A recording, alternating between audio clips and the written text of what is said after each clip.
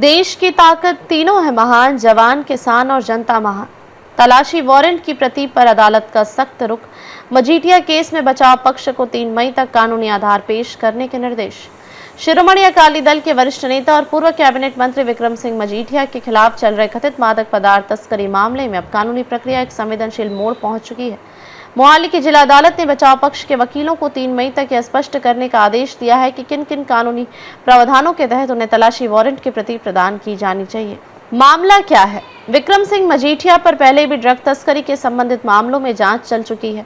Vigilance bureau द्वारा दर्ज पुरानी एफआईआर और प्रस्तुत चार्जशीट के बाद अब इस केस की दोबारा विस्तृत जांच विशेष जांच टीम एसआईटी के जिम्मे है। एसआईटी का दावा है कि नए सबूतों की तलाश में उन्हें व्यापक तलाशी अभियान चलाना पड़ा, जिसके तहत 27 मार्च को 500 से अधिक परिसरों पर तलाशी वारंट जारी किए गए। तलाशी से पहले हुआ बड़ा खुलासा। हालांकि तलाशी शुरू होने से ठीक एक दिन पहले मजीठिया ने मीडिया से बातचीत में इस पूरे अभियान की जानकारी सार्वजनिक कर दी, जिससे एसआईटी की कार्रवाई विफल हो गई। इसके तुरंत बाद एसआईटी ने अदालत से एक नई याचिका के माध्यम से तलाशी वारंट की पुनः मांग की।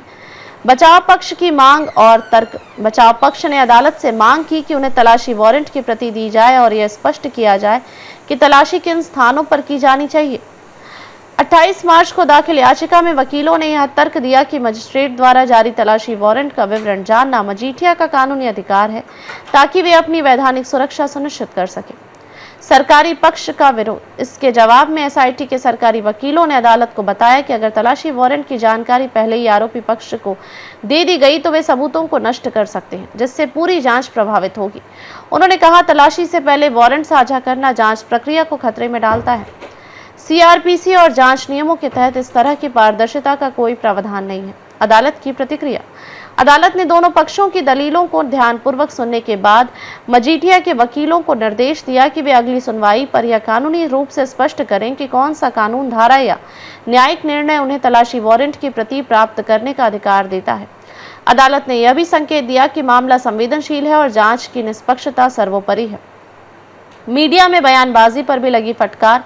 5 अप्रैल की सुनवाई में अभियोजन पक्ष ने मजीठिया पर आरोप लगाया कि वह प्रेस में बयान देकर जानबूझकर जांच को प्रभावित करने की कोशिश कर रहे हैं। अदालत ने इसे गंभीरता से लेते हुए बचाव पक्ष को स्पष्ट निर्देश दिया कि अदालती कार्यवाही या जांच से संबंधित कोई भी जानकारी मीडिया के साथ साझा न की जाए। इससे न केवल न्याय में बाधा आती है, बल्कि यह जांच की निष्पक्षता को भी प्रभावित करता है।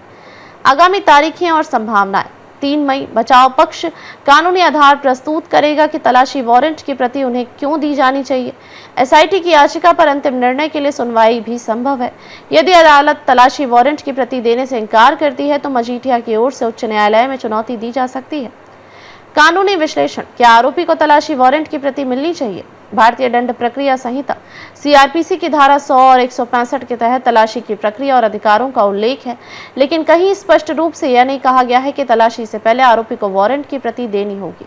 हालांकि सुप्रीम कोर्ट ने कई मामलों में प्राकृतिक न्याय के सिद्धांत को महत्व दिया है, जिससे यह तर्क दिया जा सकता है कि आरोपी को जांच से जुड़ी कुछ सूचनाएं दी जाएं, लेकिन इसका सीधा उपयोग तलाशी से पहले वारंट पाने के लिए नहीं किया जा सकता। राजनीतिक संदर्भ और संभावित असर। विक्रम मजीठिया पंजाब की राजनीति में एक प्रभावशाली चेहरा है।